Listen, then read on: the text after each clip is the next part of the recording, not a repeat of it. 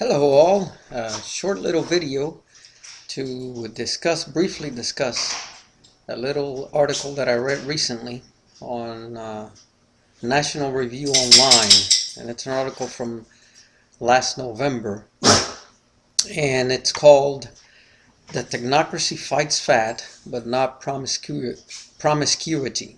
That's a mouthful of a word, no doubt about it.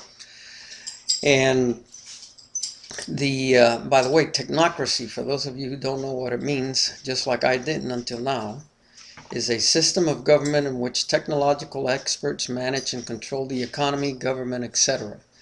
So it's sort of like an oligarchy of governmental control.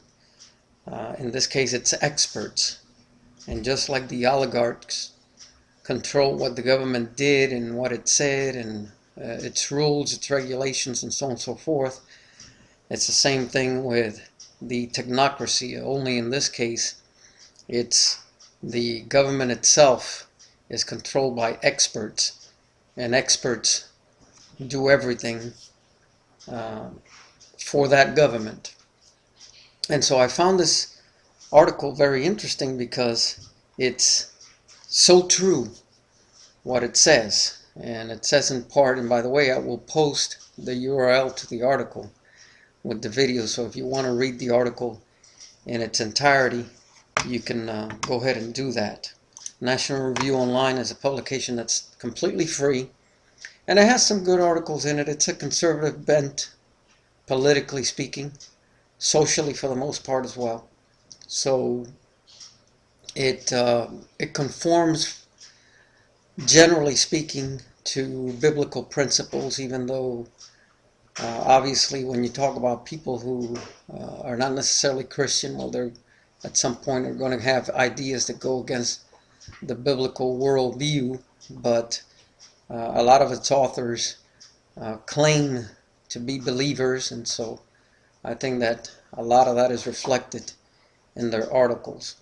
So, for example, the article talks about the following. It says the consulting firm, and this is a consulting firm that the government is contracting with to help it fight obesity. And so the consulting firm has a list of 74 intervention levers based on dozens of anti-obesity pilot programs around the world. They include reducing access to high-calorie foods on supermarket shelves and restaurant menus, eliminating such fare from vending machines in the workplace and schools, and banning TV ads for certain products, as was the case with smoking. Now, a lot of that stuff is not bad in itself. Like, for example, the smoking idea is definitely not a bad idea. I remember in the 1980s when I was in Italy, and even at Fort Meade as well, I had to work in offices where people were allowed to smoke. And I remember how difficult that was. And at the time, it wasn't perhaps as bad in the sense that we didn't know any better. I mean, that's the way it was. But it was still very bad. And I certainly wouldn't want to go back to that particular way of doing things anymore. So so that's not necessarily a bad thing in itself. I think that the problem is when the government begins to, the government doesn't know where to stop. And so they do something that may be good, but then that leads to another action, and then to another action, to another action. And eventually it gets to the point where it infringes upon you so much that it just kind of stops you from doing things that are perfectly okay, or at least neutral. But since the government has determined these things are not good for you, they're going to stop you from doing them. And so the article excuse me, continues on saying, on Tuesday, the Food and Drug Administration moved to enforce a provision in the Affordable Care Act requiring food establishments with more than 20 outlets nationwide to post calorie counts on menus and vending machines, and with prepared foods sold in supermarkets, grocery stores, movie theaters, and amusement parks.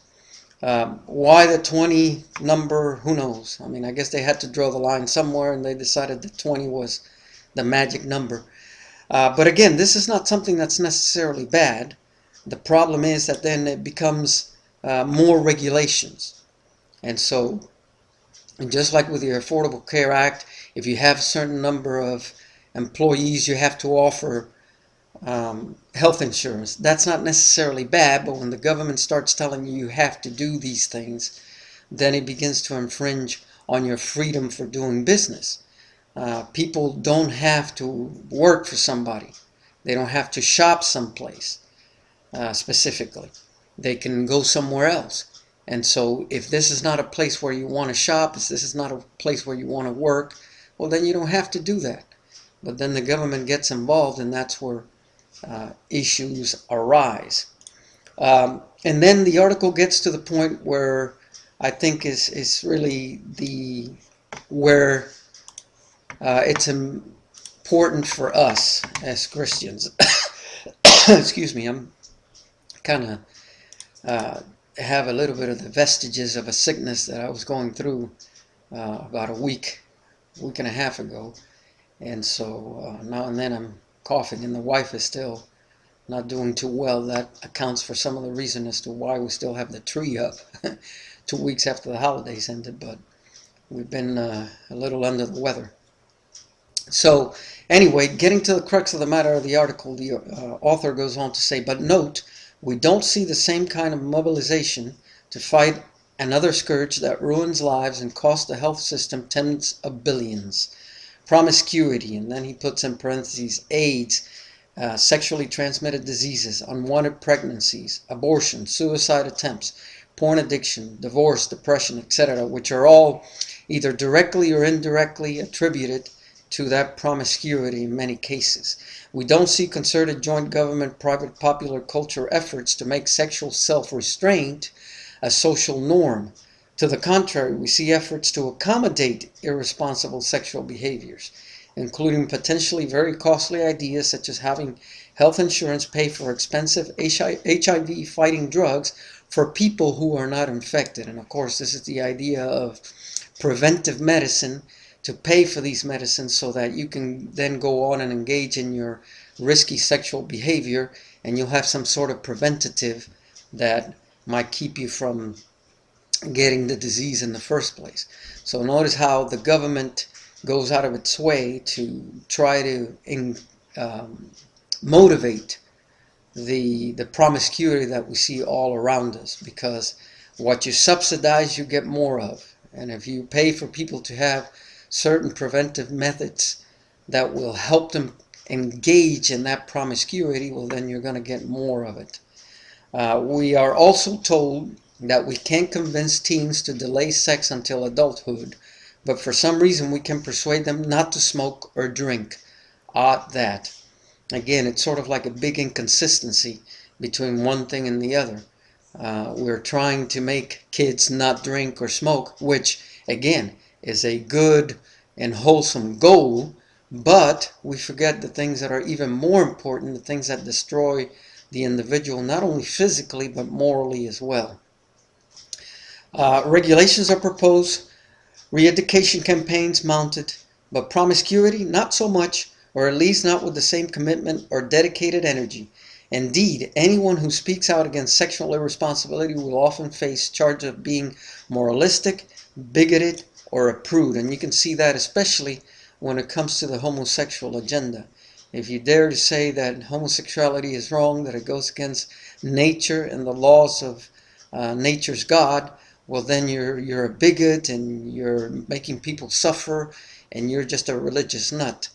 And so it's interesting how society just has that cognitive dissonance. They cannot see how they destroy itself, how society destroys itself in its mad rush to accommodate things, while at the same time trying to preclude people from doing other things which may be good in themselves, but certainly are not the essence of what society should be pursuing as far as morality is concerned. And so Read the article. I encourage you to do that because it's a very good article. It's pretty short. It'll take you just a couple of minutes to go through it. And think about these things. Think about the fact that society is heading in a direction that is becoming less and less friendly to the biblical worldview. And right now it's more of an underlying current, but I think that that underlying current will eventually become a full-blown war against Christianity and against the biblical worldview. And so there it is. Hope it's beneficial, and we'll see you the next time.